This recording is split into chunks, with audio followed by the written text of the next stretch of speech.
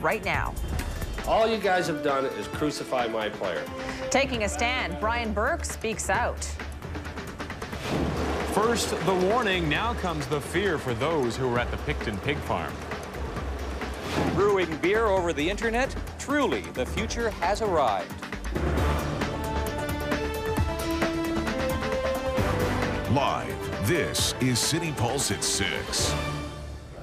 Good evening. Todd Bertuzzi is paying a heavy price for his sucker punch on Steve Moore. Well, today the NHL fined him and suspended him for the rest of the season, including the playoffs. But the punishment might not end there. Dag Sharman is standing by live with the latest on this story. Dag. Well, Semi, Todd Bertuzzi will have to apply to be reinstated to play next season. I'm at VGH, where Steve Moore is still trying to recover. Today we learned the fate of everybody involved in this except Steve Moore.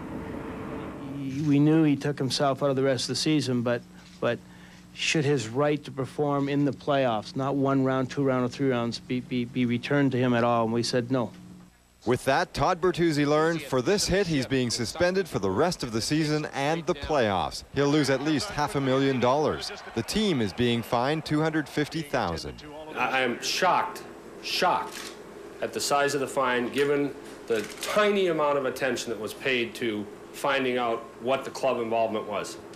The Canucks' pugnacious general manager came out swinging verbally in defense of Bertuzzi, his $7 million a year superstar. There has been so little analysis of anyone else's blame through this. All you guys have done is crucify my player. But his player remains the subject of a criminal investigation, while Steve Moore is in hospital with 2 processed spinal fractures, but no spinal cord or nerve damage. He is, though, still suffering from post-concussion symptoms. So for Steve Moore, it's another day in the spinal ward at Vancouver General Hospital. His parents have been in to visit him, but they won't comment publicly. And neither they nor the hospital will talk about Steve Moore's prospects for recovery. They say that is private information, a matter of patient confidentiality. But on live television, Brian Burke, a lawyer, gave his team's medical opinion. His spinal cord has not been displaced or bruised in any way. He hasn't lost any range of motion or any function. And you know, I said to Mike Bernstein, what's the recovery time? 4 to 6 weeks. Could be skating in 4 weeks. I hope he is skating in 4 weeks. Steve, I just want to apologize for what happened out there. That I had no intention on hurting you. And I feel awful for what transpired. I'm relieved to hear that Steve's going to have a full recovery. It means a lot to me to hear that's going to happen. But according to the Avalanche tonight, no doctor who's worked on Steve Moore has said that he'll make a full recovery. I think he's been used as an example to everybody, and that other people were at fault for encouraging him to do this. I think that he's been unjustly treated. He did do it, but they all do. Don't they? Yes. I personally thought the action was unforgivable, and I hope that there's legal action taken. He crossed the line, no doubt about it, but the suspension, as far as I'm concerned, is bogus. Meanwhile, 2 hockey fans spent the day at GM Place getting signatures, not for Todd Bertuzzi, but for Steve Moore. They were encouraging people to sign a get-well card for the 25-year-old Ontario native. They say the whole event is putting a negative tinge on Vancouver's image, and they wanted to correct that.